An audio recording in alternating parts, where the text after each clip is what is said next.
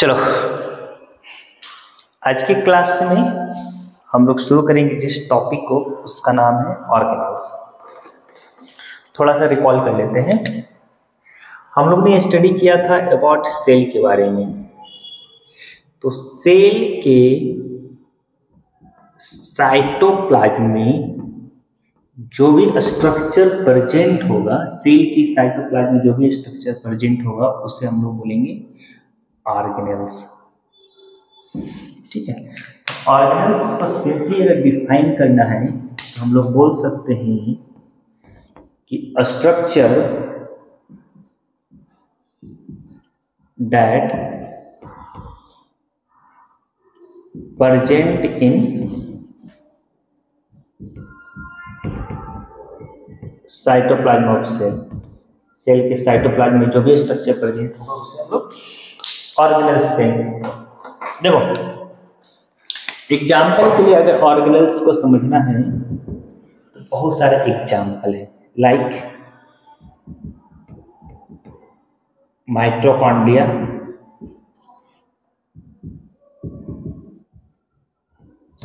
Ribosomes, Golgi bodies,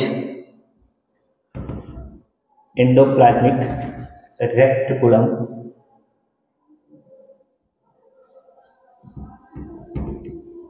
lysosome, centrosome, nucleus etc. कर लेता हूं। देखो इस क्लास में हम लोग ऑलमोस्ट सारे ऑर्गेनेल्स को टच करेंगे। सिर्फ एक ऐसा ऑर्गेनेल्स है जिसे हम लोग टच नहीं करेंगे, न्यूक्लियस। न्यूक्लियस को हम लोग सेपरेट एक अलग क्लास में हम लोग पढ़ेंगे। तो ऑर्गेनेल्स के बारे में सिंपली सुन लो। Organelles that means the structure that present in cytoplasm of cell is known as organelles. इसका एक स्पेसिफिक फंक्शन होगा, और ये सारा सेल का परमानेंट कंपोनेंट है। क्या है? परमानेंट कंपोनेंट्स, सारा सेल का परमानेंट कंपोनेंट्स है। मैंने बताया था कि एक सेल का स्ट्रक्चर देखेंगे तो सेल के सेंटर में न्यूक्लियस रहेगा, ये भी ऑर्गेनेल्स है। इसमें बहुत सारे फ्लूइड होते हैं, साइटोसोल यानी साइटोप्लाज्म, और इसके साथ साइटोप्लाज्म में देखेंगे बहुत सारे स्ट्रक्चर प्रेजेंट है, वो सारा ऑर्गेनेल्स है, like endoplasmic reticulum, mitochondria,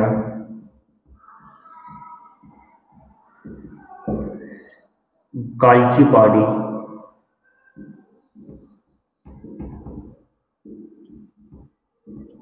Golgi bodies, lysosome,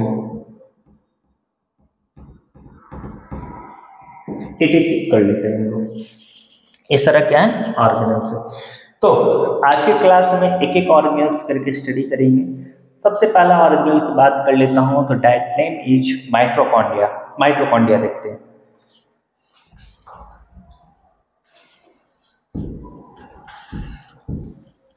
देखो क्लास जिसे समझ में नहीं आएगा वो सिंपली बोलना, ठीक है। माइटोकॉन्ड्रिया। तो फर्स्ट ऑर्गेनेल्स की बात कर ले रहे हैं।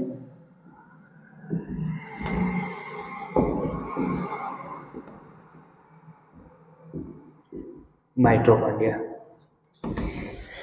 तो माइटोकॉन्ड्रिया सेल के अंदर साइटोप्लाज्म में प्रेजेंट होगा और ये ओवल शेप होगा। क्या बता, इसका शेप की बात कर लेंगे तो ओवल शेप होगा, बाइलेयर्ड होगा, 2 लेयर का बना हुआ होगा। आउटर लेयर स्मूथ होगा और इनर लेयर फोल्डेड होगा। मैं अभी डायग्राम में देखूंगा। और इसके पास एक फ्लूइड होगा जिसे माइटोकॉन्ड्रियल फ्लूइड कहेंगे। माइटोकॉन्ड्रियल फ्लूइड कहते हैं या मैट्रिक्स भी इसे कहते हैं।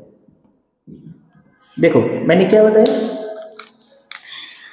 ऑर्गेनेल्स सेल, सेंटर में न्यूक्लियस और साइटोप्लाज्म में एक ओवल शेप का स्ट्रक्चर होगा जिसे माइटोकॉन्ड्रिया कहेंगे। सबसे ज्यादा माइटोकॉन्ड्रिया कार्डियक सेल में मिलता है। क्या नंबर ऑफ माइटोकॉन्ड्रिया सबसे अधिक अगर देखने को मिलेगा तो कार्डियक सेल बोला जाए तो हार्ट के सेल में सबसे अधिक दिखेगा। इस माइटोकॉन्ड्रिया को यहां से मैं बाहर निकालूंगा, यानी कैप्सूल लाइक दिखेगा, छोटा सा ऐसे ओवल शेप है, कैप्सूल लाइक दिखेगा। इसे जब सेक्शन में ऐसे कट करेंगे बेटा, सेक्शन में जब इसे ऐसे काटेंगे तो माइटोकॉन्ड्रिया दिखेगा 2 लेयर का बना है। सबसे बाहर एक लेयर है, ठीक है, और अंदर वाला लेयर होगा वो फोल्डेड होगा, जिसे सिस्टर्नी कहते हैं। अंदर वाला लेयर थोड़ा फोल्डेड होगा, ठीक है। दैट मीन्स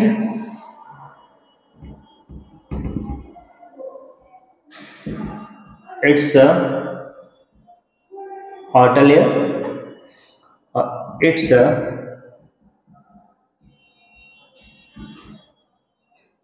inner layer, और inner layer फोल्डेड है। तो inner layer फोल्डेड है, इसे हम लोग सिस्टी बोलते हैं, ठीक है।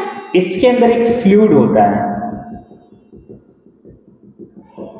अंदर से एक खोखला होगा, इसके अंदर एक फ्लूइड होगा। इस फ्लूइड का नाम है मैट्रिक्स या फिर माइटोकॉन्ड्रियल फ्लूइड कहते हैं। इस फ्लूइड का नाम है मैट्रिक्स या माइटोकॉन्ड्रियल फ्लूइड के। देखो, इस मैट्रिक्स या माइटोकॉन्ड्रियल फ्लूइड में ही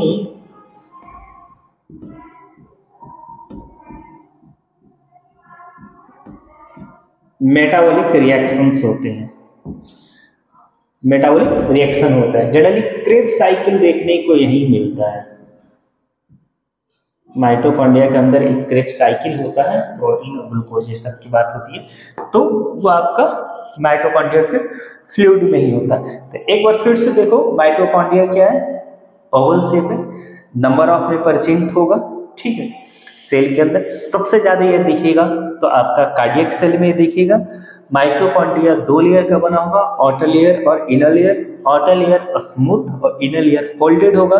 इनर लेयर के अंदर एक फ्लूइड होगा, that fluid is known as matrix, और मैट्रिक्स को ही हम लोग माइटोकॉन्ड्रियल फ्लूइड भी कहते हैं।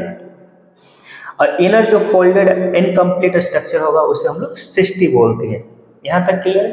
अब बात कर लेते हैं कि मैट्रिक्स से जो माइटोकॉन्ड्रियल है, इसी के माइटोकॉन्ड्रियल फ्लूइड है, इसी के अंदर क्रेब्स साइकिल होता है। क्रेब्स साइकिल जनरली प्रोड्यूस होता है कार्बोहाइड्रेट, फैट और प्रोटीन का जो मेटाबॉलिक वगैरह पॉइंट है, ये क्रेब्स साइकिल में प्रोड्यूस होता है। आगे हम लोग क्रेब्स साइकिल्स पढ़ेंगे, कार्बोहाइड्रेट, फैट, प्रोटीन्स। सिंपली समझ लो, क्रेब्स साइकिल केमिकल रिएक्शन यानी एक मेटाबॉलिक प्रोसेस है जो माइटोकॉन्ड्रिया के अंदर होता है। हाँ, इसी क्रेब्स साइकिल के कारण माइटोकॉन्ड्रिया में एटीपी यानी बोला जाए तो एनर्जी प्रोवाइडिंग एलिमेंट्स देखने को मिलते हैं, जनरेट होता है।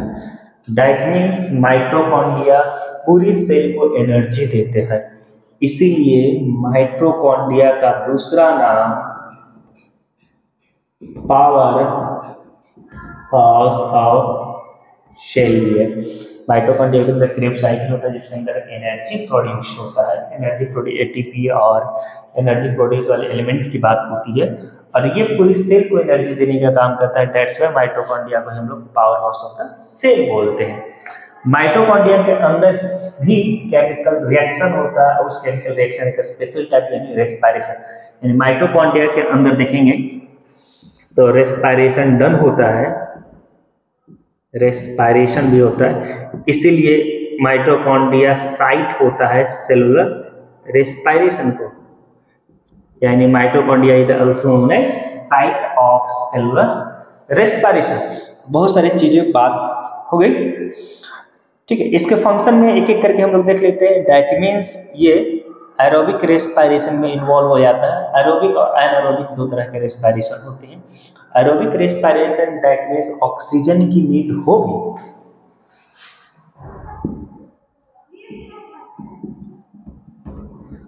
समझ जाना, एरोबिक रेस्पिरेशन। और एक होता है एनएरोबिक रेस्पिरेशन। एरोबिक रेस्पिरेशन कहने का मतलब है प्रेजेंस ऑफ ऑक्सीजन, ऑक्सीजन के प्रेजेंस में, और anaerobic respiration absence of oxygen. तो हम लोग में जो एनर्जी का ब्रेकडाउन होता है, सॉरी रेस्पिरेशन का जो प्रोसेस होता है, जो न्यूट्रिएंट्स टूटता है ऑक्सीजन के प्रेजेंस में, उसमें माइटोकॉन्ड्रिया का जो माइटोकॉन्ड्रियल फ्लूइड है वहीं पे ज्यादातर देखने को मिलता है। दैट मीन्स माइटोकॉन्ड्रिया है रेस्पिरेटरी साइट। क्या है? माइटोकॉन्ड्रिया रेस्पिरेटरी साइट है, इसलिए माइटोकॉन्ड्रिया को हम लोग रेस्पिरेटरी साइट ऑफ सेल भी कहते हैं। इसमें क्रेब्स साइकिल देखने को मिलता है, जिसमें एटीपी का फॉर्मेशन होता है। एटीपी करंट सोर्स है, करेंसी है एनर्जी का, जिसके कारण माइटोकॉन्ड्रिया को हम लोग power house of the cell कहते हैं। यहाँ तक क्लियर है? That means mitochondria most important element है, मोस्ट इंपॉर्टेंट ऑर्गेनेल्स है सेल का। सेल में बहुत सारे होते हैं, लेकिन सबसे ज्यादा कार्डियक सेल में दिखता है दो लेयर का, आउटर लेयर ऑटोमाइटोकॉन्ड्रियल लेयर और inner layer, inner mitochondrial layer, और अंदर जो फ्लूइड है मैट्रिक्स, और मैट्रिक्स में ही आपका मेटाबॉलिक रिएक्शंस होते हैं। आई होप यहाँ पे तक समझ में आ रही होगी। यानी फंक्शन की बात कर लेंगे तो मेजर साइट है एरोबिक रेस्पिरेशन का, जनरेट करता है एटीपी, यानी पावर हाउस है ये, ठीक है। इसके अंदर डीएनए और राइबोसोम का भी प्रोसेस देखने को मिलता है, आल्सो सिंथेसाइज डीएनए में राइबोसोम्स। एक एक करके इसके फंक्शंस की बात कर लेता हूँ,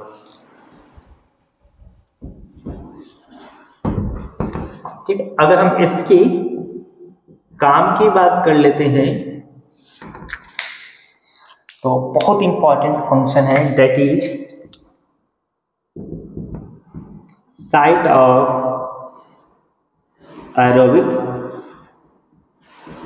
रेस्पिरेशन, ठीक है। क्रेब्स साइकिल भी इसी में देखने को मिलता है। सिंथेसिस ऑफ कुछ डीएनए एंड राइबोसोम्स को ये सिंथेसिस भी करने का काम करता है, क्रेब साइकिल में ही है। तो इसीलिए माइटोकॉन्ड्रिया को हम लोग power house of the cell भी कहते हैं। याद रखिए, देखो माइटोकॉन्ड्रिया को और डीपली जाना है तो इस YouTube चैनल में एक होगा सेल फिजियोलॉजी करके प्लेलिस्ट, वहां पे चेकआउट करना, माइटोकॉन्ड्रिया बहुत डीपली है, ठीक है। नेक्स्ट अगर हम ऑर्गेनल्स की बात कर लेते हैं, नेक्स्ट ऑर्गेनल इज बहुत इंपॉर्टेंट ऑर्गेनल्स है, that name is endoplasmic reticulum.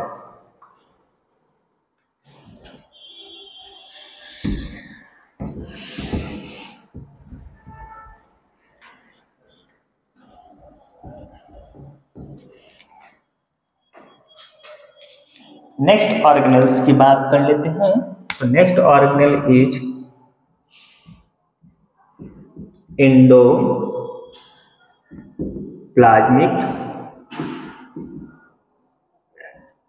Reticulum. फिर से आते हैं टिपिकल सेल का डायग्राम पे। ये रहा न्यूक्लियस। देखो न्यूक्लियस दो लेयर का बना होता है, न्यूक्लियस भी बाइलेयर स्ट्रक्चर होता है। तो न्यूक्लियस के जो आउटर लेयर देखते हैं उसके साथ एक स्ट्रक्चर अटैच होता है, दैट इज एंडोप्लाज्मिक रेटिकुलम। ये क्या है? Endoplasmic reticulum. इस वाले पार्ट को थोड़ा सा मैग्नीफाई करके बड़ा करते हैं। न्यूक्लियस देखेंगे ये दो लेयर का बना हुआ है,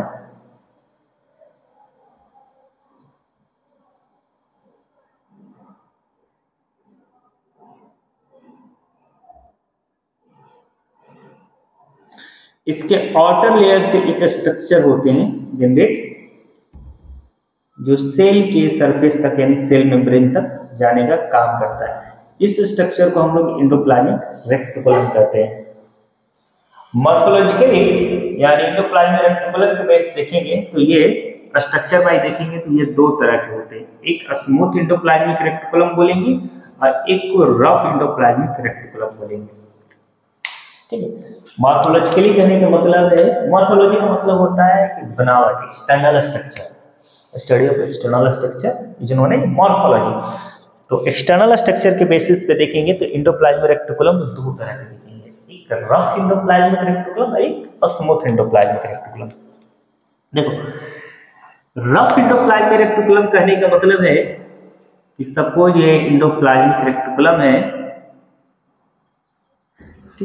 तो रफ एंडोप्लाज्मिक रेक्टिकुलम कहने का मतलब है कि जिसके सरफेस पे राइबोसोम्स दिखेगा, राइबोसोम्स, राइबोज का बना हुआ एक granules like structure, it's also organelles, जिसके सरफेस पे राइबोसोम्स दिखेंगे वो स्ट्रक्चर क्या होगा, रफ एंडोप्लाज्मिक रेक्टिकुलम कहलाएगा। ये जो रेड कलर का इसमें मैं बनाया हूं ये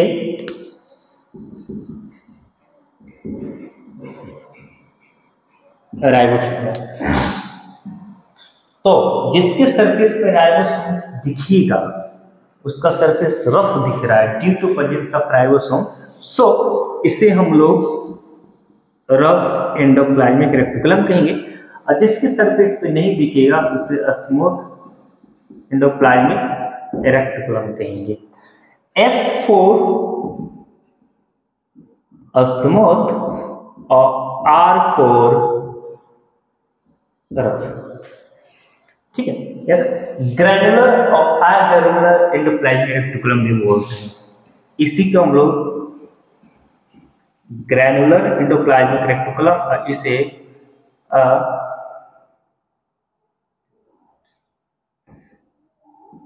ग्रैनुलर एंडोप्लाज्मिक रेक्टिकुलम कहते हैं।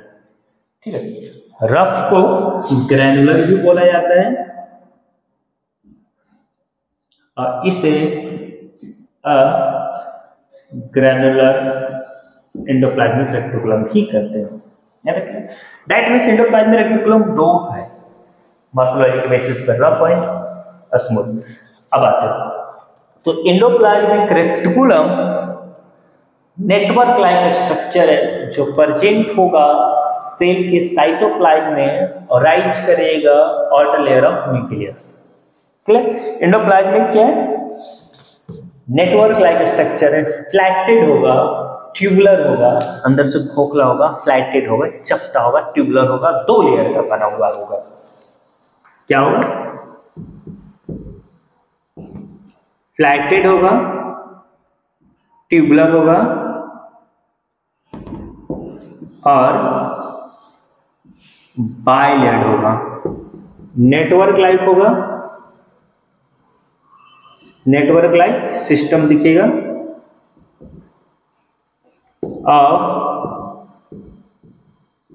कहां से निकलेगा, arise from outer layer of nucleus, nucleus के आउटर लेयर से ये बाहर निकलेगा। यहां तक क्लियर है? ठीक है, अब देखो एंडोप्लाज्मिक रेक्टिकुलम जो ट्यूबुलर स्ट्रक्चर है इसे हम लोग सिस्टर्नी भी कहते हैं। सिस्टर्नी जो फोल्डेड वाला पार्ट है उसमें सिस्टर्नी कहते हैं, जो फोल्डेड वाला पार्ट है, और ये कंटिन्यूअस पार्ट है आउटर न्यूक्लियर मेम्ब्रेन का, कंटिन्यूअस पार्ट है आउटर न्यूक्लियर मेम्ब्रेन का। ठीक है, ये वाला जो फोल्डेड वाला पार्ट है इसे हम लोग सिस्टर्नी भी कहते हैं, और ये कंटिन्यूअस पार्ट है। देखो इसकी दो चीज है, स्मूथ और एंडोप्लाज्मिक, यानी दो टाइप्स। एंडोप्लाज्मिक रेक्टिकुलम क्या है, दो, smooth endoplasmic reticulum and rough endoplasmic reticulum. ठीक है, अब आराम से समझना दोनों चीज को। इसका मेजर काम है ट्रांसपोर्ट करना। क्या मटेरियल न्यूक्लियस के अंदर जो फ्लूइड है उसे न्यूक्लियोप्लाज्म कहते हैं। न्यूक्लियस के अंदर जो फ्लूइड होता है जिसे हम लोग न्यूक्लियोप्लाज्म कहते हैं, इसका मेजर काम होता है ट्रांसपोर्ट करना from nucleus to out of cell और out of cell to nucleus, या न्यूक्लियस टू साइटोप्लाज्म और साइटोप्लाज्म टू न्यूक्लियस। कुछ छोटे भी होते हैं, यानी न्यूक्लियस से साइटोप्लाज्म मटेरियल को ट्रांसपोर्ट करना और साइटोप्लाज्म से न्यूक्लियस मटेरियल ट्रांसपोर्टेशन इसका मेजर फंक्शन है। क्या है? बाकी इसमें राइबोसोम्स पर ये याद रखना बेटा। देखो जहां भी राइबोसोम्स होगा, जहां भी राइबोसोम होगा, इसका काम होगा मेजर प्रोटीन सिंथेसिस। तो समझो जहां राइबोसोम्स है that means rough endoplasmic reticulum protein synthesis का भी काम करेगा। क्या करेगा? Rough endoplasmic reticulum protein synthesis का भी काम करेगा, right, due to presence of ribosomes. देखो इसकी फंक्शन की बात कर लेते हैं।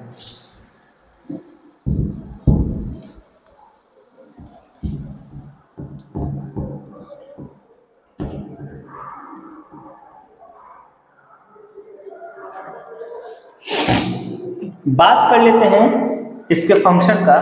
तो पहला फंक्शन है ट्रांसपोर्टेशन ऑफ मटेरियल। ठीक है, इसके फंक्शंस की बात कर लेते हैं।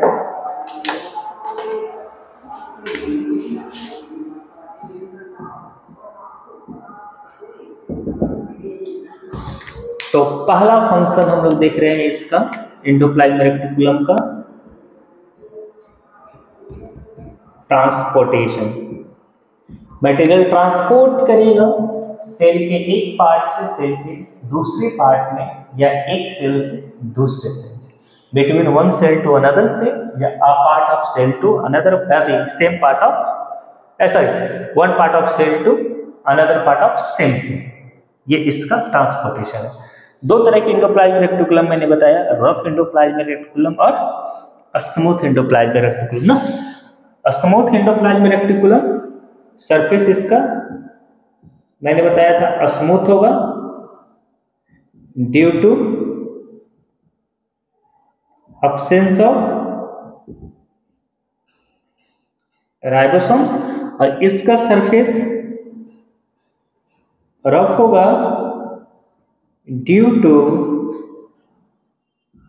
Presence of ribosome.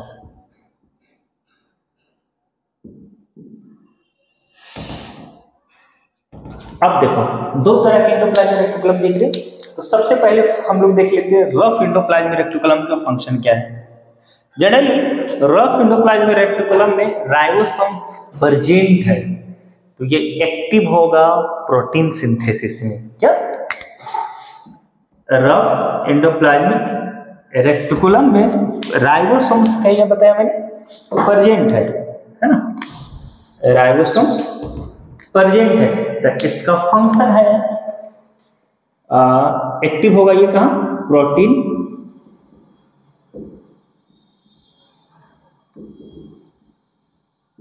सिंथेसिस में।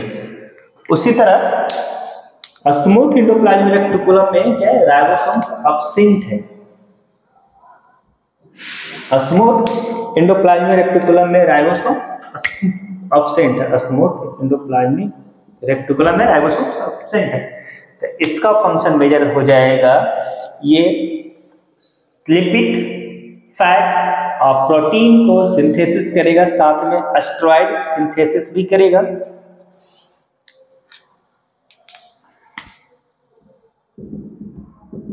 लिपिड्स यानी फैट्स,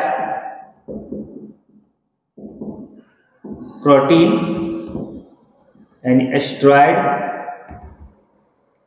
सिंथेसिस का काम करेगा। और लिपिड, फैट और प्रोटीन ये पैकेजिंग का भी काम करेगा। क्या है, इसके पैकेजिंग करेगा ताकि वो ट्रांसपोर्ट हो एक जगह से दूसरी जगह। देखो अब ध्यान देने वाली बात क्या है कि यही स्केलेटल सेल और कार्डियक सेल में स्मूथ एंडोप्लाज्मिक रेक्टिकुलम मॉडिफाइड हो जाता है सैक्रोप्लाज्मिक रेक्टिकुलम में, जहां पे ये रिलीज करता है कैल्शियम आयन जब मसल्स में कॉन्ट्रैक्शन और रिलैक्सेशन के समय। समझो दो तरह के सेल हैं, एक स्केलेटल और एक कार्डियक। ठीक है, स्केलेटल सेल और कार्डियक सेल हम ध्यान से समझना।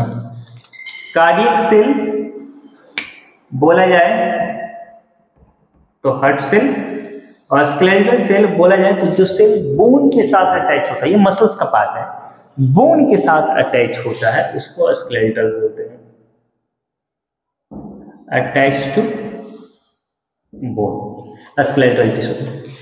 कार्डियक एंड हार्ट का काम है कॉन्ट्रैक्ट करना और रिलैक्स, कॉन्ट्रैक्शन और रिलैक्सेशन में ब्लड पंपिंग, ब्लड आता है, कॉन्ट्रैक्ट सिकुड़ता है, ब्लड बाहर जाती है। क्लियर।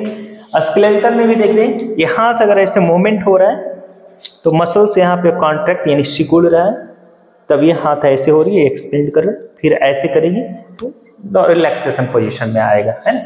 फिंगर ऐसे कर रहे हैं तो ये मसल्स आपस में ऐसे कॉन्ट्रैक्ट कर रहे हैं, सिकुड़ रहा है, तब यानी दोनों में एक चीज है, कॉमन चीज है कॉन्ट्रैक्शन। क्या कंट्रैक्शन दोनों में दिख रहे हैं, एक कॉमन चीज है यानी सिकुड़ना। ठीक है, तो अब क्या है कि गौर से समझना, स्मूथ एंडोप्लाज्मिक रेक्टिकुलम मॉडिफाइड हो जाता है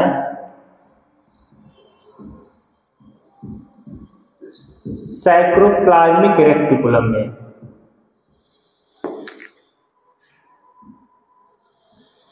क्या स्मूथ एंडोप्लाज्मिक रेक्टिकुलम मॉडिफाइड होगा सैक्रोप्लाज्मिक रेक्टिकुलम में। किसमें मॉडिफाइड होगा?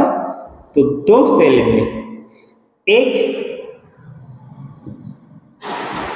कार्डियक सेल में और एक स्केलेटल सेल में।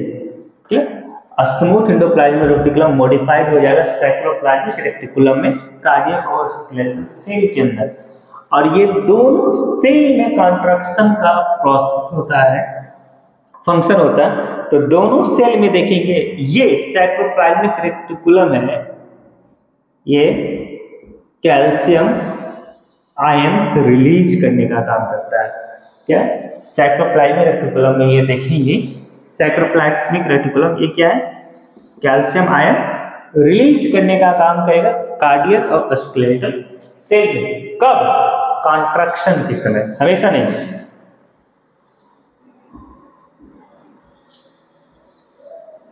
जब मसल सिकुड़ रहा है किसी फंक्शन के लिए उस समय ये कैल्शियम आयन रिलीज करता है। ठीक है, तो sarcoplasmic reticulum is the modified structure of smooth endoplasmic reticulum that release calcium ion in cardiac cell और skeletal cell during muscles contraction.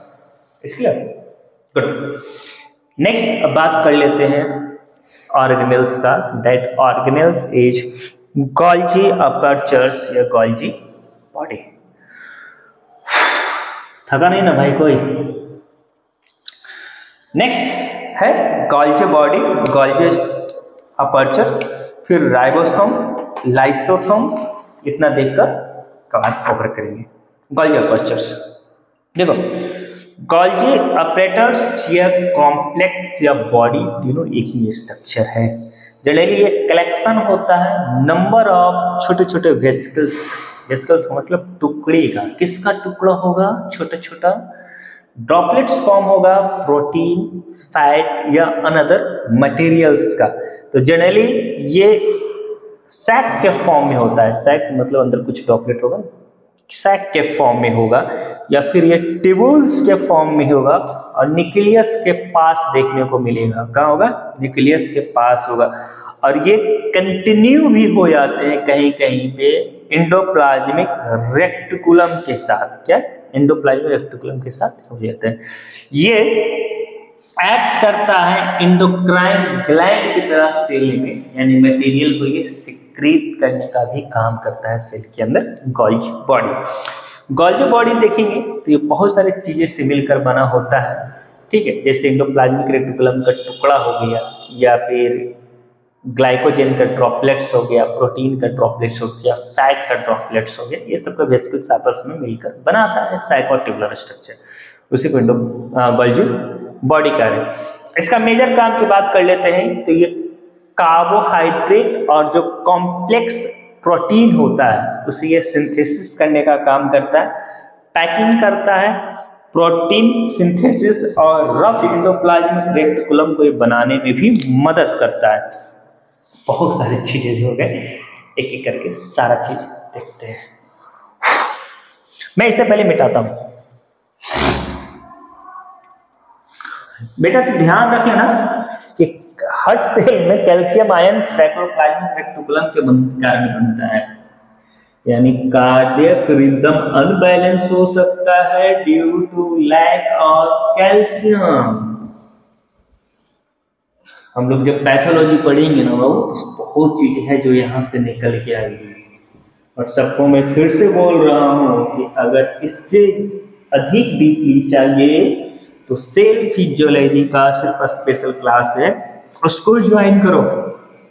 या फिर सेल फिजियोलॉजी मैं यहाँ पे 12 से 1 पढ़ा रहा हूँ, आप उसमें भी बैठ सकते हो आके।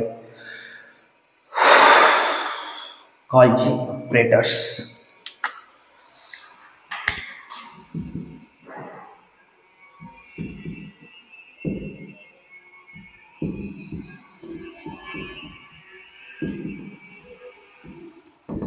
या इसी को हम लोग बोलते हैं गोल्गी कॉम्प्लेक्स या गोल्गी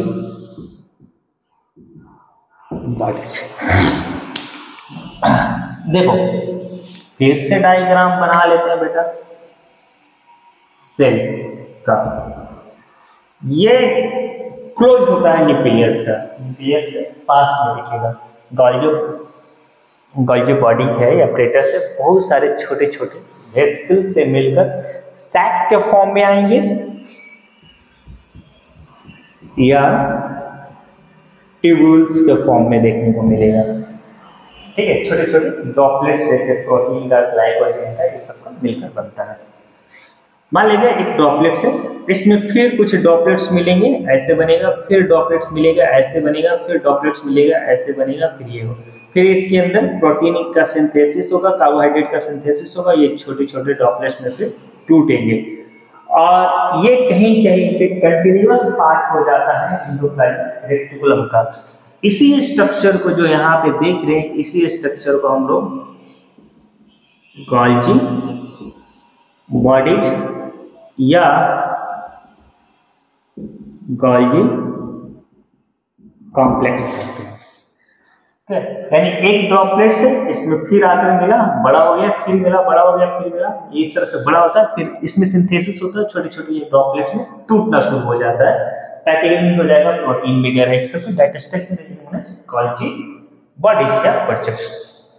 तो मैंने क्या बताया था, गोल्गी बॉडी और अपर्चर से collection of numbers vesicles, collection of बहुत सारी चीज का कलेक्शन है। तो हम बोल सकते हैं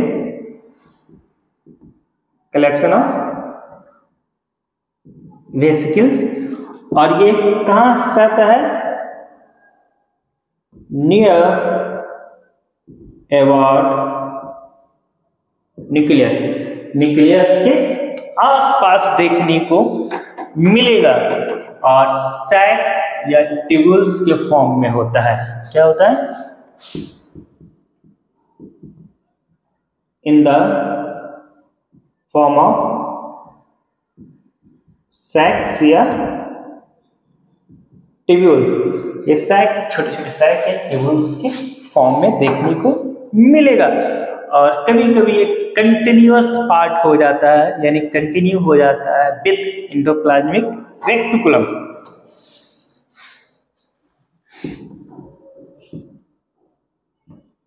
somewhere continue with endoplasmic reticulum और एक्ट एज एंडोक्राइन ग्लैंड, यानी मटेरियल सिक्रीट करने का ये काम करेगा। फंक्शन बहुत कॉमन है इसका। इसके फंक्शंस की बात कर लेते हैं। तो इसका फंक्शन बहुत कॉमन है। पहला फंक्शन इसका है सिंथेसिस करेगा कार्बोहाइड्रेट और कॉम्प्लेक्स प्रोटीन। क्या मैंने बताया?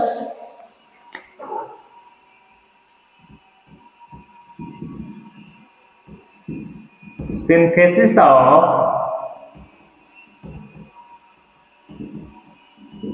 carbohydrates and complex protein. Carbohydrate और कॉम्प्लेक्स प्रोटीन का ये सिंथेसिस करेगा। दूसरा फंक्शन की बात कर ले रहे हैं तो पैकिंग करेगा, पैकिंग ऑफ प्रोटीन सिंथेसिस का ये पैकिंग करेगा और रफ एंडोप्लाज्मिक रेटिकुलम वेसिकल्स के फॉर्म में भी जाएगा।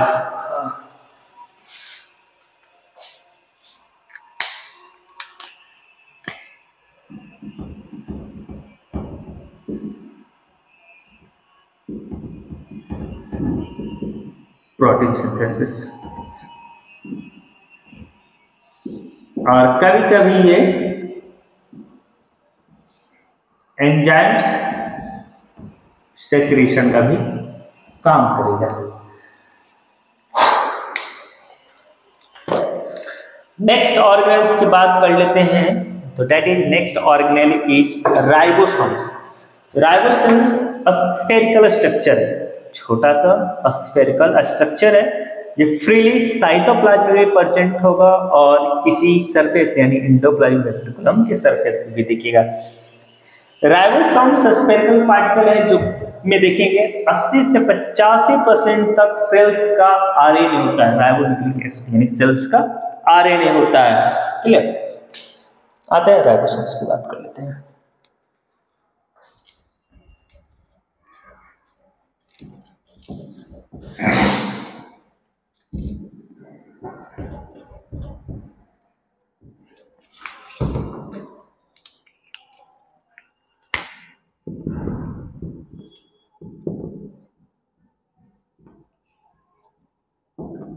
राइबोसोम्स मैंने क्या बताया?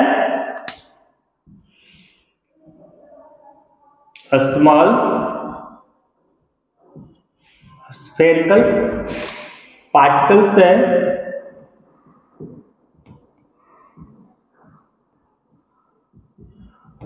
which contain 80 to 85% of cells RNA. Cell का 80 से 85% आरएनए होता है वो राइबोसोम्स। आरएनए का पूरा नाम है राइबोन्यूक्लिक एसिड।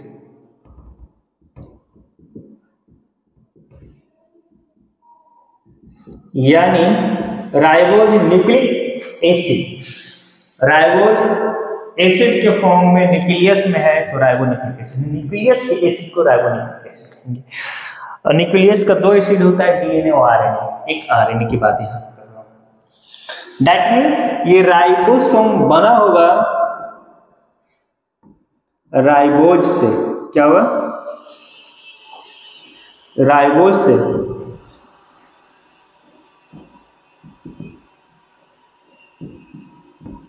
राइबोसोम बना होगा राइबोज। राइबोज बोला जाए तो कार्बोहाइड्रेट का एक टाइप है। कार्बोहाइड्रेट का टाइप है। और राइबोसोम्स 2 यूनिट से बना होता है। राइबोसोम्स में देखेंगे, ठीक है। एक राइबोसोम क्या होता है, consist of 2 unit of ribose. Ribose का 2 यूनिट से ये बना होता है। अभी मैं डायग्राम में दिखाऊंगा कि 2 यूनिट इसका राइबोज का कैसे होता है। मैंने बताया ये स्प्रिली साइटोप्लाज्म में यानी साइटोसोल में प्रेजेंट होगा या फिर एंडोप्लाज्म रेटिकुलम के सरफेस पे देखने को मिलेगा। बट माइटोकॉन्ड्रिया के अंदर जो राइबोसोम्स होगा वो स्लाइटली छोटा होगा। क्या होगा,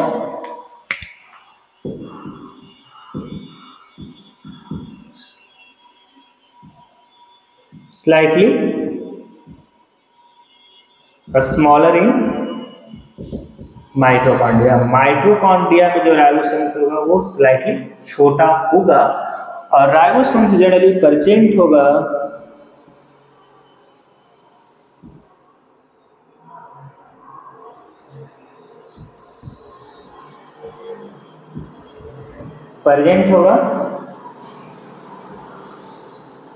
साइटोसोल एंड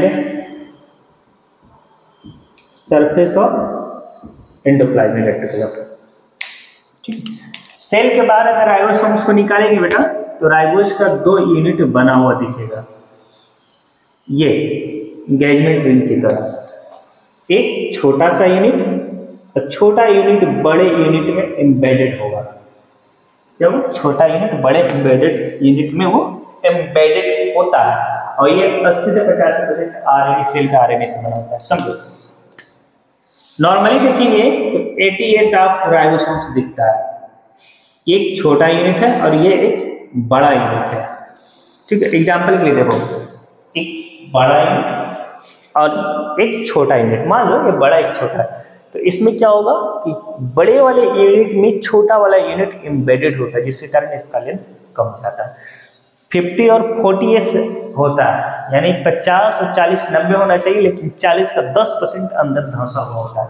मान लीजिए 10 सेंटीमीटर है, ये भी 10 सेंटीमीटर है, दोनों का ऐड ऑन करेंगे तो 20 सेंटीमीटर होगा। लेकिन ये 10 सेंटीमीटर, मान लीजिए 5 सेंटीमीटर इसके अंदर धंसा हुआ है, तो दोनों का लेंथ देखेंगे तो वो 15 सेंटीमीटर 15 सेंटीमीटर होगा। सेम ऐसे ही यहाँ पे ये देखेंगे 40s है और ये 50s है, ये 10s इसमें एम्बेडेड होता है, जिसके कारण एक टोटल एक बात कर लेते हैं तो 80s। और हम लोग का जनरली 80s ऑफ राइबोसोम्स होता है। राइबोसोम्स का साइज थोड़ा सा छोटा होता है माइटोकॉन्ड्रिया में कंपेयर टू अनदर सेल।